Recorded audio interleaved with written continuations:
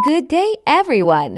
I am Dether Kabbalah from BTBTEDFSM2A. I am presenting now the different ICT policies.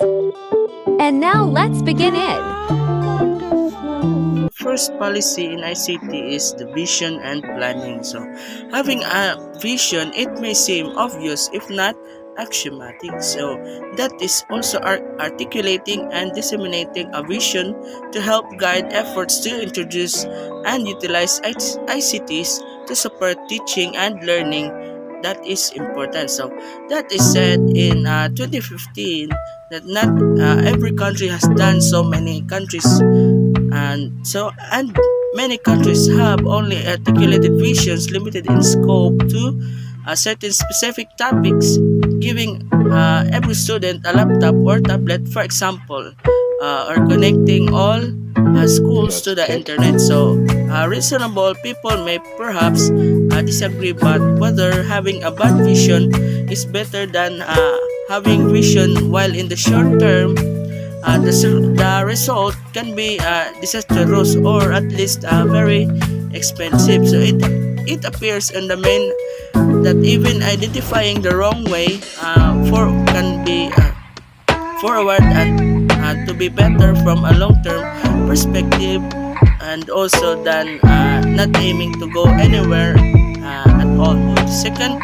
ICT policy is infrastructure. So, ensuring adequate power in many developing countries and issues around reliable and affordable access to power loom. So, increasingly large in the minds of policymakers, and ICT or education policies may become more closely aligned with policies around rural electrification. So, providing sufficient equipment and networking infrastructure when it comes to educational technologies, what's sufficient is also typically a moving target for them.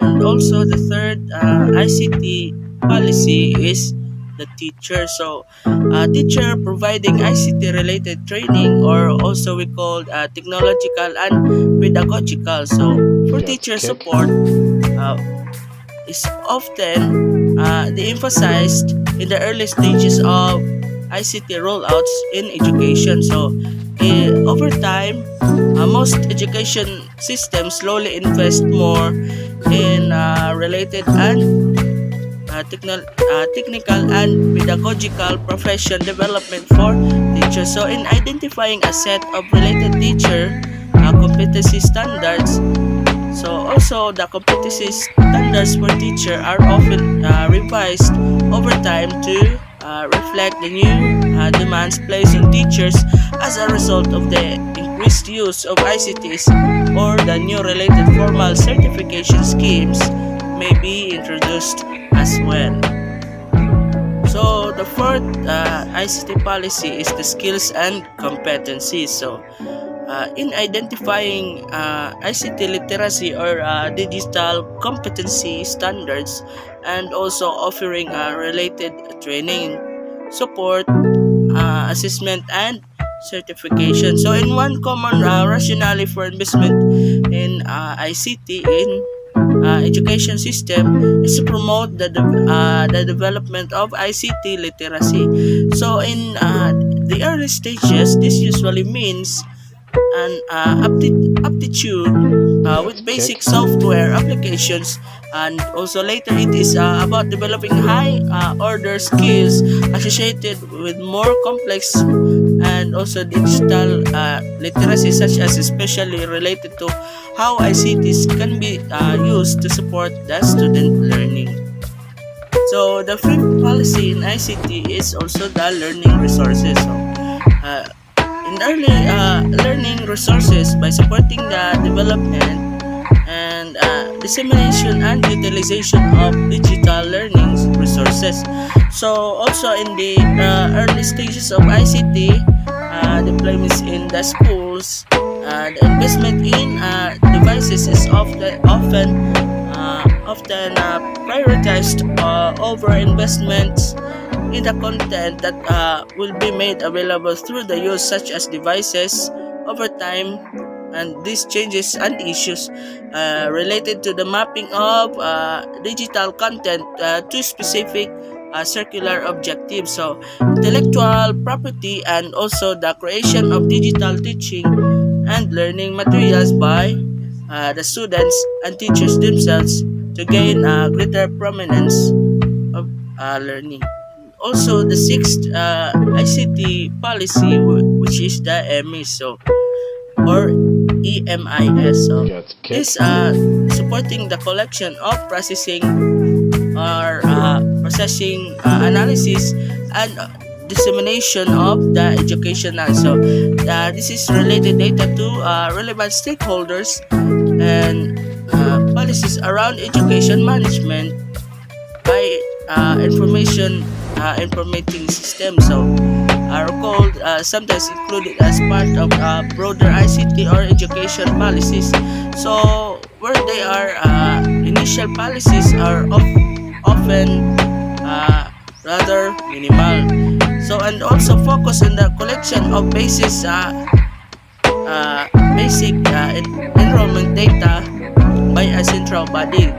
So over time, as ICT use becomes more prevalent across an education system, more schematic and holistic. So holistic views of data collection, processing, and analysis and dissemination to emerge. Seventh, ICT policy, which is monitoring and evaluation, assessment, research, and innovation. So, as countries invest more in ICTs, and as these investments become more strategic, a greater emphasis on monitoring and evaluation typically occurs when involving a simple counting of basic inputs. So, for example, how many computers and schools that tomorrow's sophisticated attempts to assess impact on learning. So, in utilizing ICTs to support also in assessment of activities. So,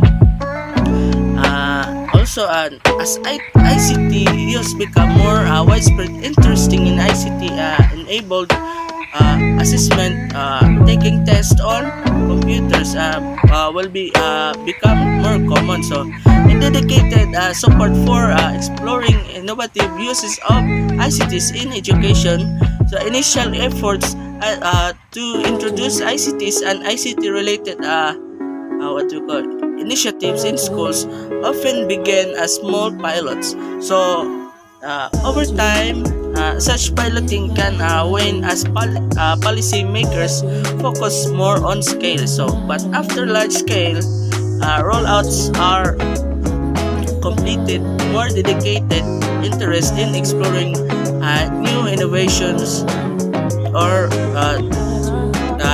to re-emerge. And so the eighth ICT policy was the equity, inclusion, and safety. So, in articulating and supporting efforts to promote ethical practices, so related to ICT's use in education, including the safety and security of data and appropriate privacy provision. So the child digital safety issues and the promotion of practices meant to create greater awareness around digital ethics, typically on emerge in the later stages of policy making. So in related to ICT education efforts, so with very few exceptions around the world, the students' privacy issues are for the most part who are not considered or addressed in ICT or